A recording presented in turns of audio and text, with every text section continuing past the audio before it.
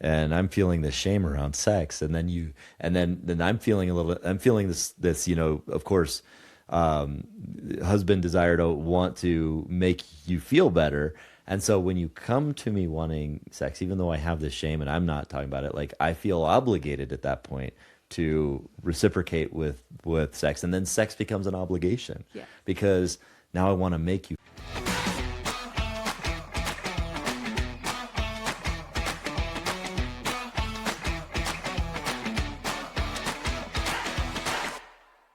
Welcome to Startup Spouses, where we help entrepreneur couples take their relationship from mediocre to mind blowing. I'm Marie, an intimacy coach. I'm Adam. I'm a business coach. So today is going to be a fun topic because we're going to talk about sex Yay! positivity. Yeah, and I think this is an important topic. And I'm of course, as an intimacy coach, you are well versed in this world. But I think the reason that we want to talk about it here in this forum for entrepreneurial couples who are building a life and a business together, I mean, obviously, sex is an important topic. So why sex positivity?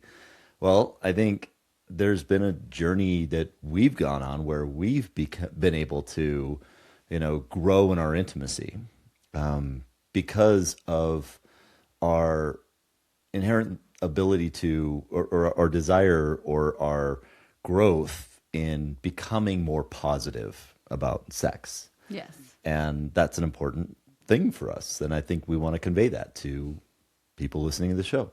So I'm curious to know kind of maybe your initial thoughts here on sex positivity. What does it mean to you? I think sex positive is about not only education on, pleasure, consent, those topics, but also being more open and less shameful or judgmental about what turns people on, what types of pleasure that they like to in get into, Right. like just being intimate, not only just like sex, but just intimacy.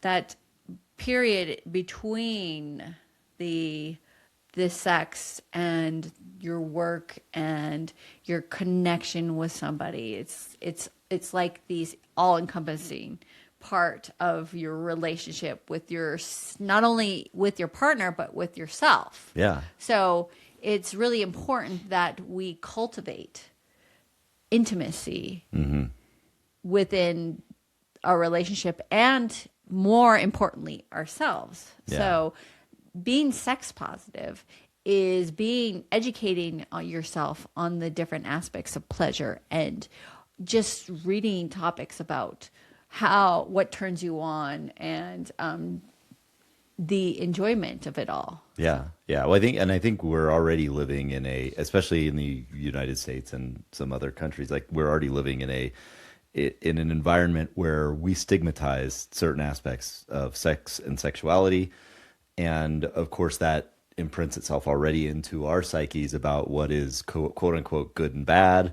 And that's really rooted in what's traditional, maybe what's not traditional. And then, of course, here we are like internally yucking yums that we don't even know about. And I think and I feel like that infringes on our ability to do exactly what you're saying, which is know thyself, understand yourself, understand what pleasure is for you, and really be able to learn to understand more. And I think that's an important topic because in our journey, in our 20 plus years of marriage and 7 years together on this Wow. I know, right? You and I essentially grew up together with learning about sexuality, and building a relationship. I mean, before I met you, I didn't like date. We got drunk at parties and hooked up, and so and then to like learn about like on within the scope of a relationship, what sex is and how that dynamic works. I mean, it takes a lot of time, and I think within our society, we're conditioned to believe that yeah, you have these romantic relationships. You don't really talk about sex until you're engaged in it, and then you're supposed to know everything about it. Like it's really silly. And yeah, so I think coming up, I think it would be important to kind of share a little bit about how we grew up together in the world of sexuality. Hmm. And let me frame this for everybody, and why we're talking about this is because when I think the whole premise of this show and what we do here is the thesis and the idea that if you strengthen your relationship and you have a strong relationship, especially if you're building a business together and a life together and a family together, that if your relationship is strong first, then everything else has the opportunity to become strong as well. And that's a key component of everything you do. And part of having a strong relationship is having a strong sex life, which is kind of one of the root areas of intimacy and openness, honesty, vulnerability, and where we explore our deepest desires with one another, right? So learning in that sex positivity in your own relationship foundationally feels like a strong foundation towards building a great relationship and ultimately a great life. Yes. How does that sound? I think it's interesting because if we take ourselves back to our days in school about sex education and what we learned in class, I would probably guess that we had bare minimum of class. It was uncomfortable. It was the Reagan era, baby. There was please don't tell anybody my age. But I think that what we were looking at was very bare minimum. What actually goes into the act. Not much talk about pleasure, and then there's also that kickback where let's not teach our kids about that Yeah. because that will lead to sex. But that backfired on the generation that had to endure that, not talking about sex or not having those conversations or opting out of those conversations, which Right. led to very unhealthy rampant of STDs and with also with pregnancy, unwanted pregnancies. So not talking about it was a problem. Yeah. Well, yeah, it's kind of like the whole platform of like, the administration that was in charge when we were kids, the Reagan administration Mm-hmm. was like to stop us from having knowing about and having sex, Mm-hmm. abstinence only, all that kind of stuff, and not use drugs. And both of those things we did a lot of, as Gen Xers would, right? So that obviously that approach doesn't work. Yeah, Suppressing it, exactly. pushing it away. Education, I think, is part of that sex positivity that you're talking about, like early education about like, hey, exploration of like, I think at the foundational piece, it's like understanding and knowing what it means to be sex positive Mm-hmm. is an important thing. Yes. I mean, just a handful of years ago, I would have thought, like before we even started having these conversations, I would have thought of the idea of sex positivity as some kind of agenda driven thing that is trying to just say like, well, we should just like accept every kind of crazy freaky thing that was out there. And that's what a lot of people believe. And I say that because that's I mean, foundationally it's just a wrong principle, having kind of gone to the other side of that and learned more about this and done what we did. It's like an oh shit moment of understanding like how this idea of just being open minded and learning and having an educational mindset and being non-judgmental, non-shameful, I think is such an important concept. I think that it's a kind of gets into why we started that, because I think for the first part of our lives together. I mean, yes, we have talked about my journey through alcoholism and recovery and all of that, but even beyond the recovery, I didn't, I didn't really look at sex in a positive way. Of course, I enjoyed sex, like the act of sexual intercourse. Hmm. I didn't understand what sex positivity meant. Yeah. I mean, for me, it was kind of like this idea of, all right, well, everybody, whatever you want to do behind closed doors is fine. And, I just don't think everybody needs to hear about it or, and we don't need to talk openly about it, but you can do whatever you want to do, but that's your thing. And I'm just going to like, That's what you not think thought. about. That's what Back, I thought. yeah. Yeah. And I think that was like, okay, look at me, Mr. Open-minded woke guy, like, letting everybody be what they want to be.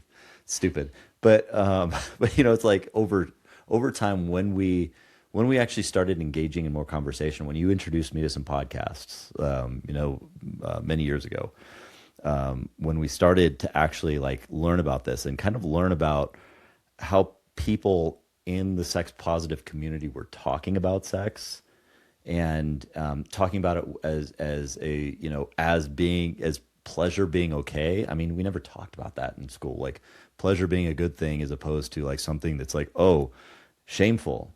I realized internally that I had a lot of deeply rooted like self-imposed shame because I wasn't willing to have those conversations. It was uncomfortable for me. I definitely wasn't sex positive.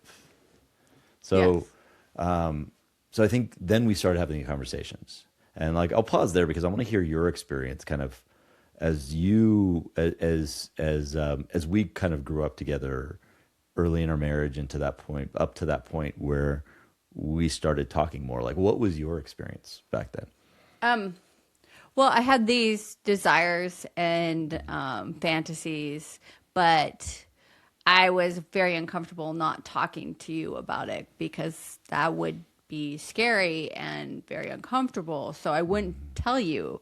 Um, I was under the impression that you were supposed to know exactly how I wanted it and, when I wanted it and know that because that was your responsibility Right. as a man. I thought back in the day, we don't talk about these things Mhm. because we never did talk about these things. And it was uncomfortable when we did. So we didn't discuss these things. And it took us a very long time. And I remember having these discussions with you going, I am still very uncomfortable talking to you about this. And I said it.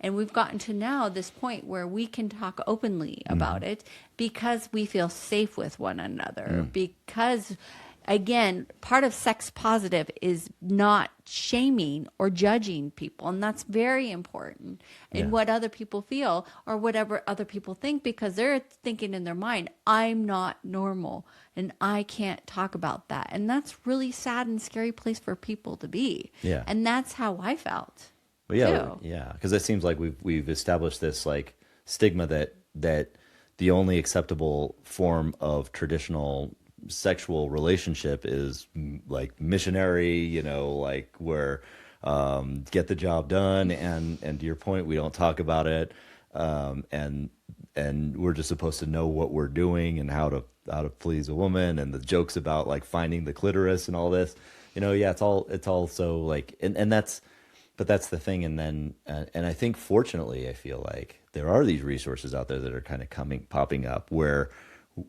there are more sex positive people talking Yes. about that. And again, I think, we may lose listeners over this depending on where you stand on the subject. If this hits you the wrong way, I really hope you find the light and you come through on this and learn a little bit more about what it means to be sex positive and listen in. But if you're closed minded and you're just going to shut it off and never listen to us again, then good luck. Have fun. I think this is a point where we as the coaches on this platform have to kind of draw the line in the sand on what the important topics are in terms of how to build a strong foundation for a relationship. And Yeah, because it's yeah. important because we need to go. If you are in a relationship and you're in the business, you have to go deep. You Hmm. have to have this structure that supports everything else that you're doing. Right. So going deep and understanding and having this connection with your partner is very important. And so yeah, we talk about these topics because it's important for you to have these uncomfortable conversations, just as you have these uncomfortable conversations about money or stress or health. Right. These topics are important. It's not just a good to have. It's really important that we all understand and realize that pleasure, intimacy, connection is as important as the business too. Yeah. Oh, 100%. I mean, yes, sex is absolutely a part of the relationship and a foundational part of it. I think that kind of gets to like this idea of you had the desires, the fantasies that you didn't want to share. I had a lot of repressed, kind of suppressed shame in there, and of course, I had fantasies and desires that I never wanted to share with you either, because of that either the shame around it or the fear that I would like say something that would hurt you if I shared that fantasy or desire.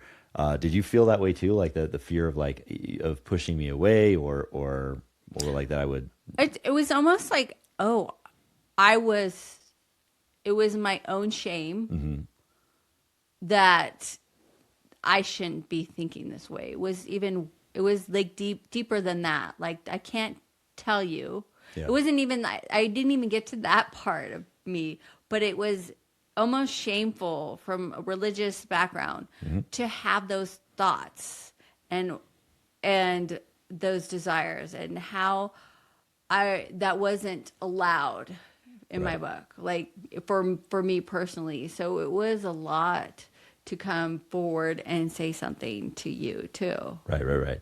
Yeah. And or even yeah. hear somebody, like when we started listening to podcasts and listening to somebody talk about it, and you're like, oh, me too. Wow, that's important. Yeah.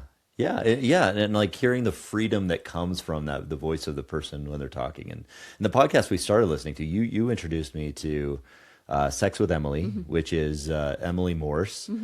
Great podcast. She's been a podcaster since like the dawn of podcasting. I mean, she like literally it was like the early 2000s where she started this Yes. podcast. And she's a somatic sex coach like yourself, but also a licensed sex therapist. So she's a doctor, Emily Morse. So Yeah. she's like a doctor and and she has a lot of really great resources. I mean, then that opened up the doorway for us to like find other podcasts. Like Shameless Sex was another one we Yes. listened to, and then there were a handful of others that we had listened to, but that was really primarily the foundation. And what I think Sex with Emily did for us was it offered us some prompts.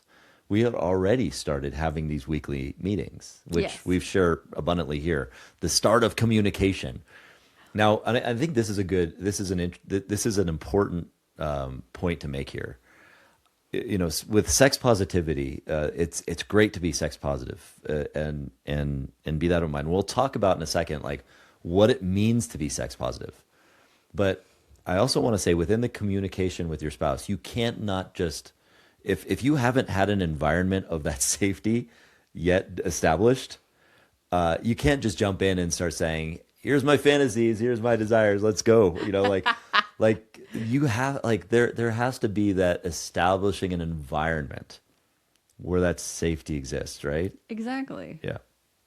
I think it's important that a lot of us, especially people, especially women my age, and due to perimenopause, of how it affects a woman so deeply and how our bodies are changing, and the feeling that, oh my gosh, I do not feel attractive. Right. And I know for myself, I was like working out 6 days a week. 6 days a week, I would be working out and trying to control my diet. And I just didn't feel positive about my body. It was in the process of changing, and I just wanted to go inward, and not because I didn't feel well. It projected upon you that, hey, this is not a good time to approach me. So Sure.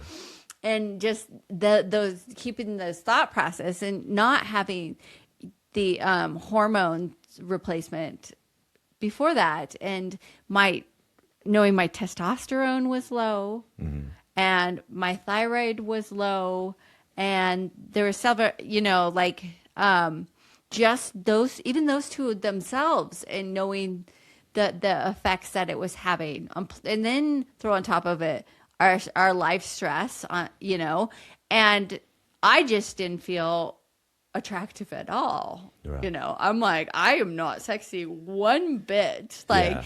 and that perpetuated this thought, like, oh, I'm not supposed to be this way because I don't look ideal body Yeah. type. So it was like a downward spiral, like Yes. all of those It kept thoughts. Yeah. going and going and going and going and going. So you didn't feel like you could approach me, and I didn't feel like Right. I could talk to you about it because you're a man. And Yeah. like, I was under the impression you're like, just eat better, or oh my gosh, and this is not you at all. But please, like, yeah, my wife, just gained so much weight after such and such, and now I don't find her attractive. And those thoughts go in your head because you hear it Right. Right. from the past, and that affects your ability to want to be present with even or connect with your spouse Yeah. too. Yeah. So Well, and yeah, and from my perspective on that too, because when you're feeling that level of insecurity with everything, and I'm feeling this shame around sex, and then I'm feeling this, of course, husband desire to want to make you feel better. And so when you come to me wanting sex, even though I have this shame and I'm not talking about it, like I feel obligated at that point to reciprocate with sex, and then sex becomes an obligation, yeah, because now I want to make you feel that way instead of it being like a source of like embodied pleasure that yes, we understand. We had no clue. We didn't know what we desired at that point because we didn't engage in it, or we didn't look at like what we wanted, and we didn't focus inwardly first. And I think so. I think the first, like, and so, and by the way, like, you know, hormone replacement, all that kind of stuff. Consult your doctor on that. oh yeah, That's not advocating any kind of certain treatment or anything, but like, obviously, everybody's individual bodies are different, and I'd love to know kind of how you turned that around, from that. What helped turn that around from that kind of insecurity that you had? And am I okay calling it insecurity? yeah, Okay, of and course, into the empowerment that you have now, because you own your sexuality now. yes, I mean, you are a sexual person and a very sexy person, and yes, you've always been a sexy person, but you know it now, and you have the confidence there. What yes. what helped with that? Help transition that? I think there is a lot of aspects that went into my, I would say, like, transformation, probably, Right. because going for me it was the hormone replacement. Not only that, but listening to the podcast, talking to you, communicating with you about having these conversations around sex, even though they were uncomfortable, we were having them. And then it became a lot easier to talk about them. Right. And then when during this time was also, I got not one diagnosis of skin cancer, but four. Oh yeah. Four things of skin cancer. And so I started saying to myself, I need to start taking care of, not, I don't need to punish my body, but need to start taking care of it and looking at it a different way. So not only getting the support, looking at, what the trajectory of my parents went on too. Right, There was right. no sort of hormone replacement for my mom either. And then with the heart disease, and then on top of it, my dad's about 40 years older than me. So I'm blessed, I think, because I look at it in a way to see where I need to do improvements on my body. So using the heavy weights, doing grip, doing balance, all this stuff to start moving me in the direction. And then I did the boudoir photo shoot, which they were so amazing to show me. We talked about this on our body image, but they Right. showed me how to put my body in a position and almost like help me also understand that I'm beautiful in that way as Hmm. well too. And then as I'm starting to grow and be in this program with Somatica, I noticed that you started picking up on that too, and Right. seeing that for not only for myself but for yourself and what you wanted. So Yeah. Yeah. So what I'm hearing there is you took a lot of there were just a lot of like these micro. I mean, every single one of these things kind of compounded on top of each other and built this macro transformation. But these little micro things, like, obviously hormone replacement helped with it, but obviously the mindset shift around like what you were listening to on podcasts kind of flipped the switch on conversations that we could have, yes, and then got you into a point where you were so bought in that the downward spiral that you originally thing kind of flipped, and then you had this upward spiral of like, now I'm in somatica, now I'm a an intimacy coach, and you've kind of become this like expert empowerment and transformation on going from body image challenges to completely owning your sexuality and confidence so you can bring that out into the yeah, world. And I love that. And it all comes from like this idea that at one point we were suppressing that sex positivity, or we were not having a healthy view towards sex, yeah, and then we shifted towards this idea of radical openness and honesty around sex and positivity around it. And it changed everything. Because I yes, had my own transformation on that, where it was like, I went from this shame to listening to the podcast, having these conversations. And, Emily Morse in her show and on her platform, she has this thing called a yes, no, maybe list, yes, which kind of lists out all of the sexual activities that you could possibly think of, in a lot of different varieties and all that. If you could think of like anything like that, is probably on there, and it just simply has like the words yes, no, maybe on it. Like yes would mean yeah, I'm definitely into that. No means nope, not a chance. Maybe means yeah, maybe. And I remember when we first did that list, we were probably like 20% yes and like 80% no. Or at yes. least I was. I don't know about you, but like it was just like there was a lot of, but I but would like to go back and look at that. Do you yeah. have that list from Oh before? yeah, It's I mean, I'm like I sure we would. have it somewhere. I don't know if I like kept like No, I'm the just answers. curious about Yeah, that too. but I remember we were pretty like, and some of that was so. I want to share it, and this is really important on this aspect because this is a part of sex positivity that I think is important regarded to. So we talked about safety being part of sex positivity. You have to have an environment of safety, right? Yes. This one is about openness and honesty. And I want to talk about this and frame this for you in terms of our story around this. Because when we did that yes, no, maybe list for the first time, yes, we were 20%, 80%, or whatever it was. And a lot of in that 80%, I realized that there were parts of that like maybe it was probably a maybe or a yes, but I didn't want to say that to you yet, right? Because like it was like there, and I'm wondering if that was the same, if that was true for you too, because we didn't build that environment. We hadn't completely built that environment of feeling safe to do that yet, of absolute rigorous openness and honesty, Yes. which is like one of our core values now.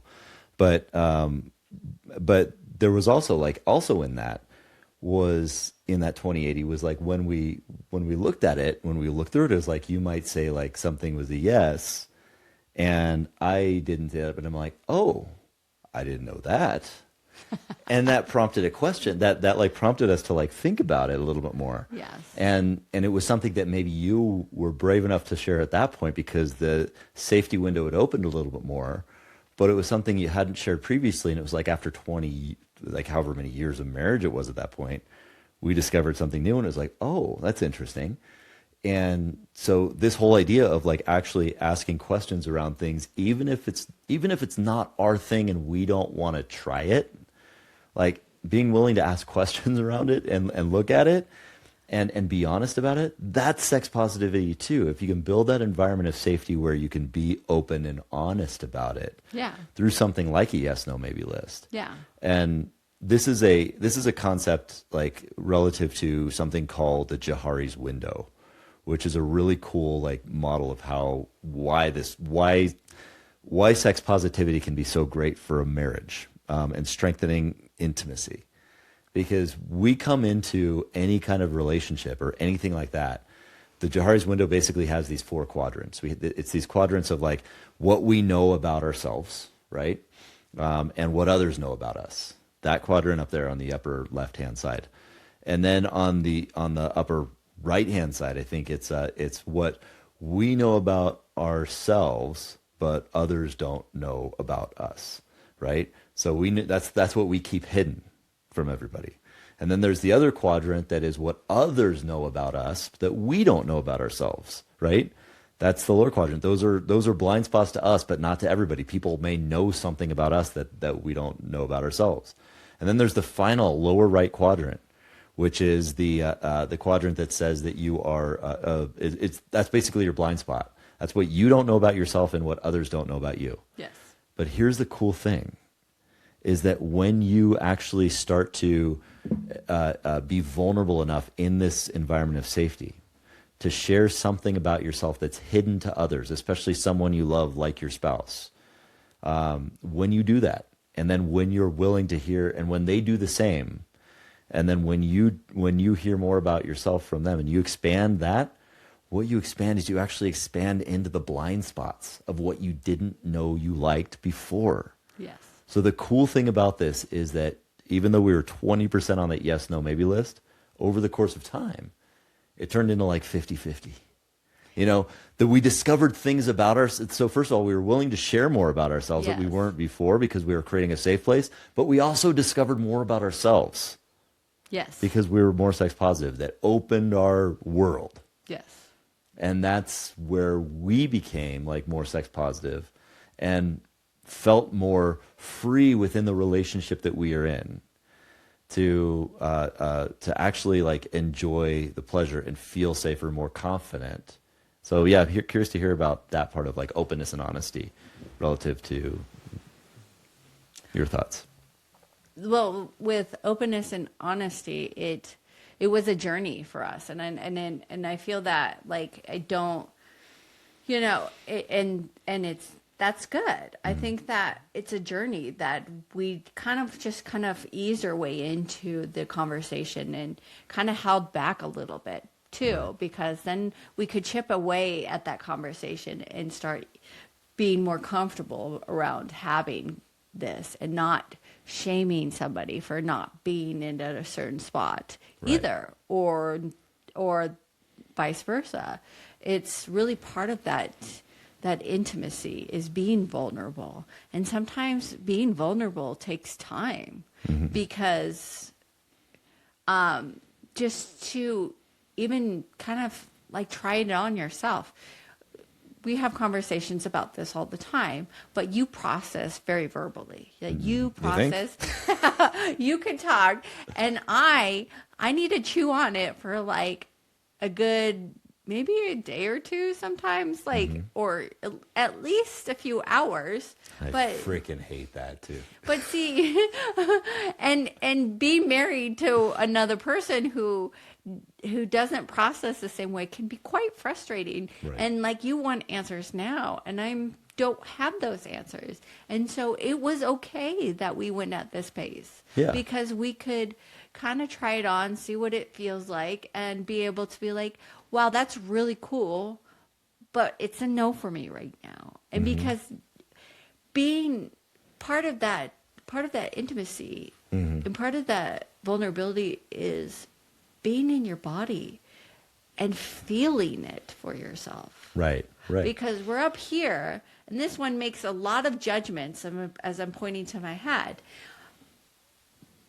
And it doesn't feel right because of what we're being conditioned to be when we were younger. Right. And so we're always up here, but if we drop down into our bodies, then we can really understand, hey, maybe that sounds cool to me, or that does not sound cool to me right there. But that's part of the sex positivity, Yeah. is being able to be open Right. to understanding all parts of intimacy and sex. Yeah, that's a So, great point. So another part of sex positivity is being open to understanding it. yeah. Not necessarily, you don't have to do it. You don't have to Yes. participate in everything. Just because you're sex positive doesn't mean you have to participate in Yeah. everything. But I think that the point is that you're open to understanding, and I think that's a great point. You're open-minded enough to understand and learn about and understand that there are many different relationship dynamics out there, all around the spectrum of what people can types of relationships people can be in, from LGBTQ to open relationships Yeah. to poly to monogamy to all of these things that are all, as long as they're consensual and safe and healthy, it's all like being open to understanding that is really, really important to strengthening what you have and knowing clearly what you want out of your relationship. Yes. Does that sound true? I think it's really important to understand all the different types of relationships and partners, and to be not, I mean, even for our kids, they're like, they're transforming a lot faster than we have Right. too. And being understanding about different types, and that we're not just one or the other, that you're just either you have a heterosexual married relationship, or you're an individual, and those are the two things, and then there's nothing in between. That is far from the truth right now. And even in 2026, and a lot of people don't want to think that way, but this is where we are. Right. And the more that we are open to discovering different parts of what lights us up, what fills us up, what passions we have, I think the more building of the community, and what I call, just like love for other people. And I mean, instead of this polarization of everything too. Right. Right. Yeah. So, And once we can build that understanding, seek first to understand before trying to be understood, and be curious, not judgmental. And I think that leads to kind of another element of it of sex positivity, which is curiosity. yes. Curiosity doesn't necessarily mean, again, participating in everything that you trying everything out.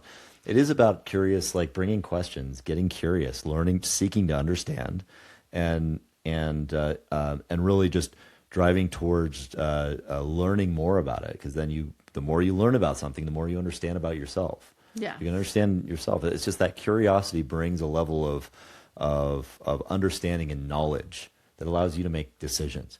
I think there's this fear that like is around, like within lots of circles where people want to stigmatize things like sex or anything, where you think that, oh, the more information or knowledge people gain on a subject, the more indoctrinated they become that, right? Like they'll be like converted into some form of Cult? sexuality or Sex sexual cult. deviancy. And it's just like, that's what a load of bullshit. Yes. I mean, I mean, I think it's just sad when we close our minds off too much to wanting to understand. Like we put our fingers in our ears and we close our eyes to like all of the dynamics of what people kind of go through and the benefits that they see in their specific loving relationship, and the evidence that shows that people can be successful in multiple types of dynamics, and any of those kinds of relationship, again, as long as it's safe and consensual, that like it's silly to close your mind off to like Yeah. to that and just say it doesn't happen, because we go back to the Reagan administration of like, you know what? People are going to do what they're going to do anyway, and they can either do it like, in defiance and having to deal with a lot of shame because you're imprinting shame on them, or we can actually just, like you said, love one another Exactly. and just accept people Yeah, and I understand. find it very odd for these conversations Hmm. that why is somebody else's relationship threatening your own? Yeah. Is it that right there boggles my mind. Like Hmm. where what about somebody else doing something behind closed doors Hmm. bothers you? Right. Why is it threaten your relationship? Hmm. Those are things to understand. It's like, why is it hitting you? You know, If it's threatening you, you may want to think about that. yeah, but Yeah. here's the thing. I Right. would, and I could put myself in the same boat Hmm. starting off. Like Sure. when we started having these conversations, it was like I would have visceral reactions to things. And I'm saying to myself, I'm like, why, is where you start with the curiosity is like, why is that bothering me? What part of that? Hmm. Why am I having this reaction like that's just disgusting or gross or immoral or all these conversations around it? Like we really took our time just like understanding that and giving each other grace in those situations because it's going to come up Hmm. because we're so conditioned from society and if you were in a religious background it's going to come up. Right. So in a situation like that, like just give yourself like understanding that things will hit you the wrong way because of the shame around it that Hmm. we've been imposed on it. And I don't understand why there's so much shame around sexuality and intimacy when it's filled with pleasure Sure. too. Right. Right. Right. Yeah. I mean, yeah, exactly. I mean, there's things that people do behind closed doors, or I mean, that you've learned about in somatica and areas like that. I mean, things like BDSM, where people participate in things that would be considered in is non-traditional in lots of circles. But it's like, but again, when done safely and consensually, it's something that people enjoy and get connection out of. Yeah. And if there's a threat, or you're feeling that kind of like visceral reaction of it, why not seek to understand it? Again, you don't have to try it. I mean, in our journey, it's like asking those questions and getting really serious just helped us to understand more about who we are and what we did and didn't want. And there were certain things in that are really none of anybody's business that we did and we didn't want. And I think that's the point. If you go through this process, you learn, and it isn't anybody else's business but your own, but you can also feel empowered by it. And I think that's also part of it. The openness and honesty, part of that discussion too, I think is that like, just with your partner being willing to be open, and if something hits you or the other partner, this is also part of that openness and honesty. Is that what we've learned through that is like, if you're to say something to me about a desire that you have or a fantasy that you have, Yes. that we never ever have to even try or engage in, but it's just a fantasy in your head because that's where fantasies show up. Yes. And you say that to me, and it hits me, and I get judgmental or jealous or anything like that, that's on me, Yes, exactly. because you are doing nothing wrong by having a fantasy. Yeah. Nothing. Remember that, people. Right. It's there is nothing wrong with having a fantasy. Yeah. Like and when you can share that with a spouse in an open and honest way, understanding that you can, or you can talk about how to explore that, or you don't have to, or whatever, that's in and of itself empowering. Because you were learning, you're expanding that Johari's window so that you're learning about your blind spots. You're learning more about something, and that's a gift from your spouse to share that with you. Yeah. It absolutely is. And I know a lot of times as men we're even conditioned, because it's obviously sharing things with you was difficult. But once we got to that point, it's like, yeah, we understand how empowering and it can be to do that. Now, again, acting on those fantasies does not have to happen. Exactly. And especially like looking especially with another part that is probably is likely the most important part of sex positivity, or one of the most important parts, which is consent. You know, consent is 100% part of sex positivity. Consent is vitally important. I mean, and that like involves all sorts of avoidance of manipulation, pressure, all of that kind of stuff.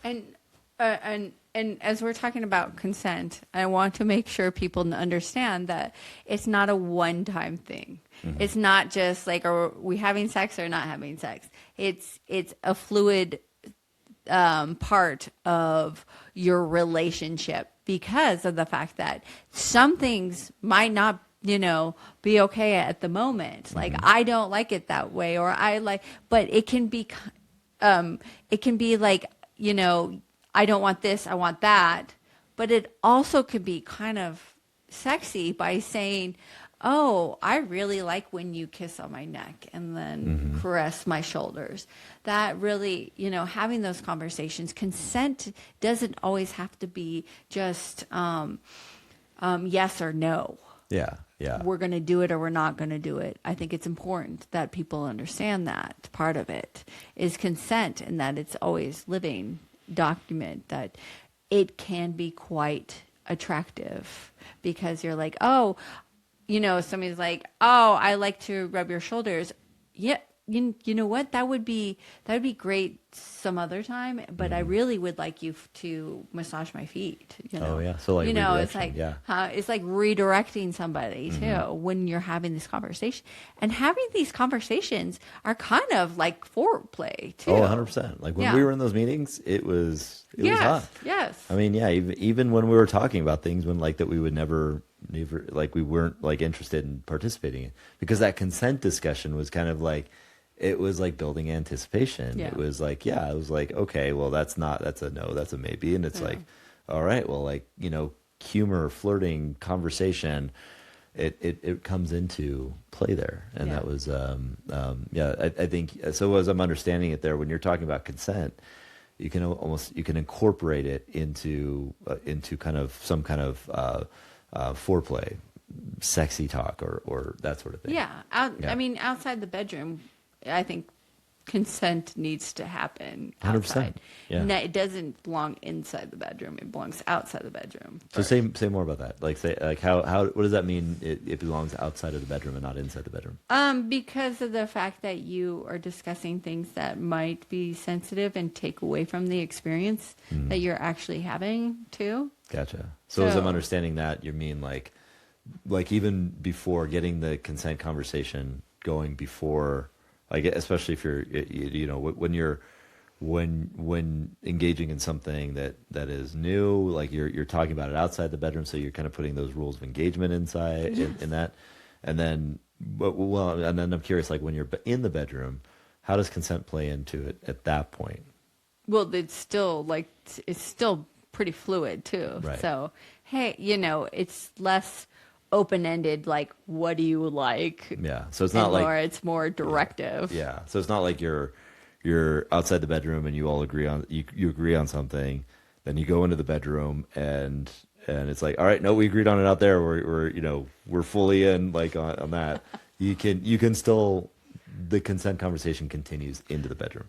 Exactly. Yeah. And what is great about consent as well, too, is that it's a connection between you and your partner, too. Right. So you can subtly take the differences of what you are noticing in the bedroom, too. You're like, how are we connecting? You can tell maybe something's not a little bit off, and then you can read, like, hey, are we okay? What's going on? Because Right. if you can't have those conversations, it like that. Oh, I'm in my head. I need to get back into my body. Yeah. And if you're having those talks outside, you already know a little bit of what I enjoy Mm-hmm. too. And you're like, oh, how about again, I was going to go like with the example, like rub my feet. Mm-hmm. Oh, that will get me back out of You my really want me to head. rub Yeah. your feet, don't you? Yeah. Someday I'll get you to do it. Someday. That's a maybe from. That's a maybe. So it's not just a yes and no question, and Mm, then once you say yes, it's yes forever. I mean, we could go into that part of it where it's important to build that safety into your relationship too. right. So Yeah. Yeah. I think it's a matter of building that safety and just to kind of reiterate what sex positivity really is and what it can do. It's really being sex positive just means that you are creating you are you're thinking about sex in a non-shaming, non-judgmental, open and honest, consensual, and and curious kind of way, so that you can better understand your spouse, yourself, your partner, yourself, and and really start to learn more and grow in the relationship, and also connect more deeply and build more intimacy. I think that in order to, correct me if I'm wrong, but I believe that in order to become more intimate with your partner, you need to adopt a mindset of sex positivity yes, in your relationship. yes, Yeah, and I think that in order to do that, and what is to have the conversations, is to start having the conversations, and remember that you cannot immediately just have a starting point of absolute safety and openness. You have to foster it. You have to curate it over time. And I want to emphasize that if your relationship is not in a place to start that therapy might be a place to start. Coaching might be a place to start, yes, depending on the level of where your relationship's at. But there are coaches that can help with that. Marie is one of those yes, coaches that can help you with to develop that level of intimacy. And we also have a free guide that can help you to start having those conversations. It's a simple weekly meeting agenda, really super simple, that allows you to have that connection every single week with your spouse, because it starts with those conversations. And the more consistent you are with those conversations, the more you open up that window, the more you open up, or are able to open up honestly and openly. And it's a way to even incorporate that, maybe that yes, no, maybe list into your discussion at some point, and start. And so I think that's the question for you. If you were to have these conversations, download the free guide. It'll be in our show notes at some point. But it's a weekly connection rhythm. But also think for yourself, what does sex positivity mean for you and your relationship? yeah, How can you curate that more in your relationship so that you can strengthen the intimacy and the connection that you have with the person that's most important to you, yes, and that you're building a life and a business together with? yes, Yeah. Any final thoughts? yeah. It's always changing. Your relationship's always changing, and these are difficult conversations. And to be kind with yourself and with your partner. If you want to learn more about it, you can always reach out to me too, as well, and have these conversations as well too. Absolutely. So Yeah. And if you want to share this with a friend, if you like this episode, please feel free to share it with a friend. Do all the things, rate it, review it. We really, really appreciate it. It helps us get the word out there so that we can help couples who are building businesses together strengthen the most important relationship that strengthens everything else. Trust us on this. We have been through it all. We've been through the ringer, yes, and we've gone from both sides of the spectrum, and we are really grateful to be where we're at now, and we're helping others to do the same. So thank you for joining us today on Startup Spouses. We hope you enjoyed this episode. We will see you next time.